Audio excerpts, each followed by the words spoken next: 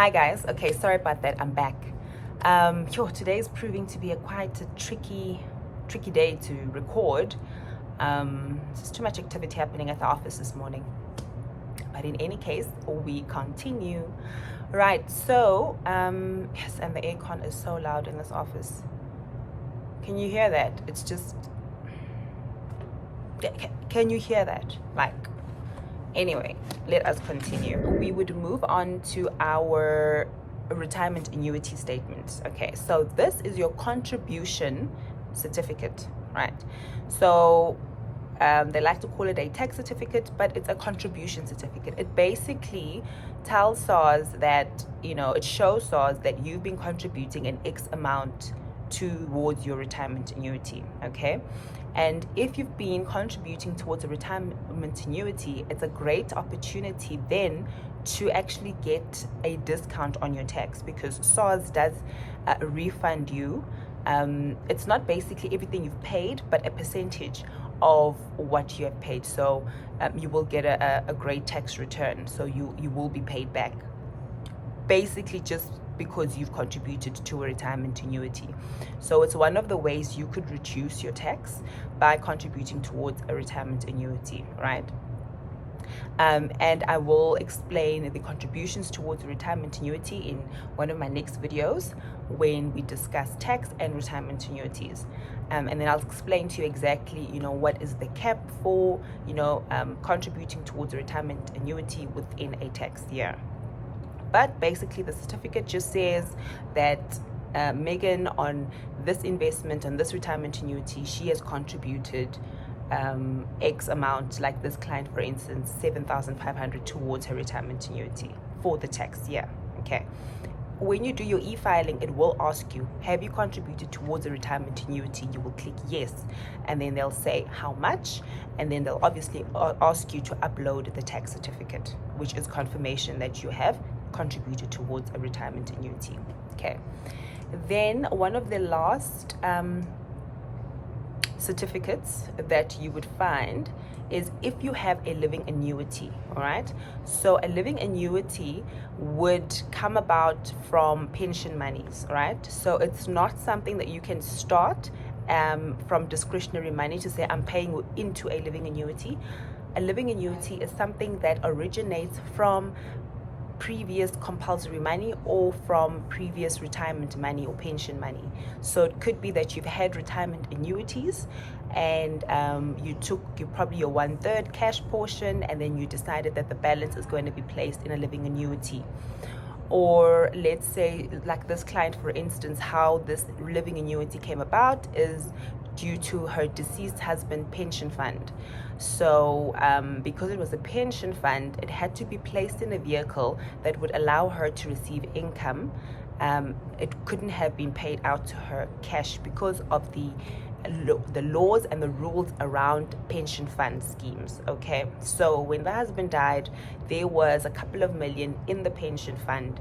She could take a cash portion if she needed to. It's usually kept at 1/3, and then the 2/3 have to be put into compulsory living annuity, where she can earn an income, and the income is earned. So there is a percentage. The minimum is 2.5% per annum, and the max up to 17.5% per annum.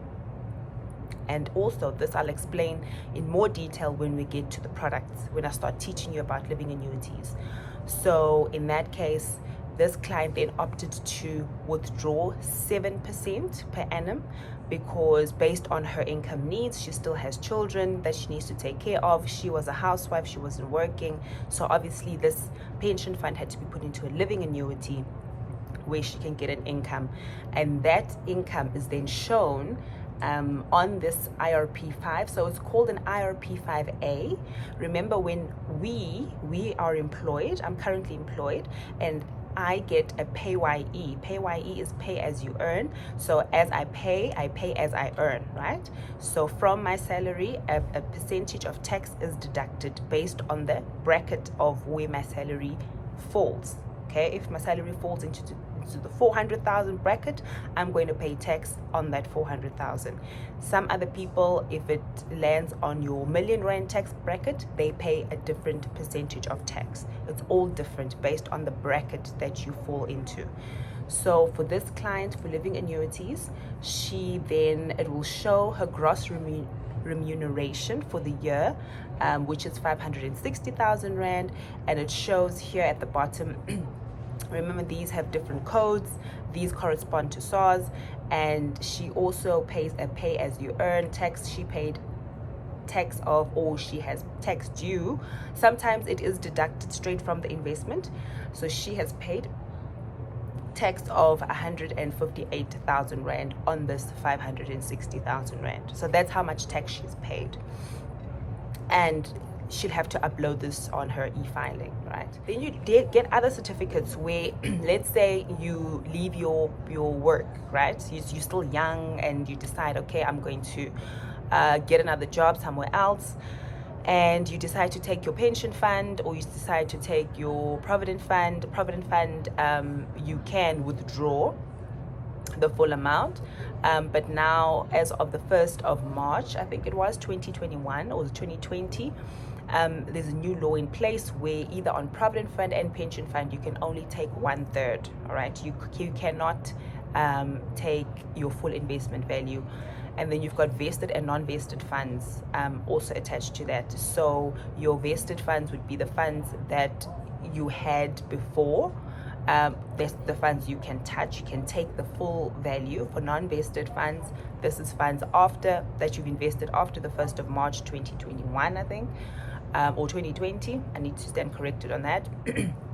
Then those funds, you'd need to take 1/3 of that. Or if it's below the threshold, then you can take the full balance. But I will definitely do a segment on pension funds, on provident funds. I'll do a section on resignation, retiring, and what you should consider when you leave your employer. Should you take your money? Can you take your money before retirement age? And if you do, what are the tax implications on all of that? That will definitely come in the next set of videos that I will make for you. Right now, all I wanted to explain to you were the tax certificates and what is the significance of tax certificates, why are they important, why should you keep them. My tip would be, if you do receive any of these tax certificates in your email, create a little folder for yourself and just put them into the tax certificate folder on your computer, so that you know that when the time comes when you have to do your e-filing come the 1st of July, we're given 3 months. I think it's July, August, September, and October. It usually closes at the end of October, and they extend it even into November. That you can actually go onto the e-portal and submit your tax certificates and your tax return. And so once you've done that, then you know that you are sorted for the year. Okay, there's no going around it. You have to do your submissions every year. Okay, then yes, I just wanted to also just touch on retirement. So let's say a client is retiring from their retirement annuities and they take a cash lump sum, or they are transferring their retirement annuity to another platform or to a living annuity, and they take a lump sum. On that, remember, for retirement annuity withdrawals, the threshold there is 500,000. So the first 500,000 is tax-free, and then anything over and above the 500,000 is taxed on a sliding scale. And the retirement, tax calculations or the tables are available on the SARS website. So I'll leave a link in the description below just to show you withdrawal tax tables, retirement tax tables. However, I will definitely do another video on this and just to explain this to you in detail. Then a tax directive would then be issued. So a tax directive would show that you withdrew funds from retirement monies, and this is the tax that was charged. If you just took 500,000 as a lump sum, no tax. But if you took, let's say, 800,000, the first 500,000 is tax free. The 300,000 will be taxed. on a sliding scale based on the tax tables, on the withdrawal tax tables. And then that's another tax directive, which is a certificate that you would need to then obviously upload to SARS. So those are the tax certificates and the things that we would need to upload. And once you've done that, then you can conclude your tax certificates. So usually then SARS would, you'd go through an audit where they would check all your stuff, and if everything is above board, it's either you get a nice refund, or then you have to pay into SARS, depending on the outcome of their calculation. So unfortunately, we don't have privy to that. We don't know how they calculate it exactly, but a tax consultant and a tax specialist more or less can estimate how much tax would be charged or how much of a refund you would get, and obviously you'd have to pay for those services. So thank you so much for joining me, and I hope you learned something on this video. And if you have any questions or if you have any valuable input, I would love to hear from you. Please comment down below, and don't forget to like, share and subscribe.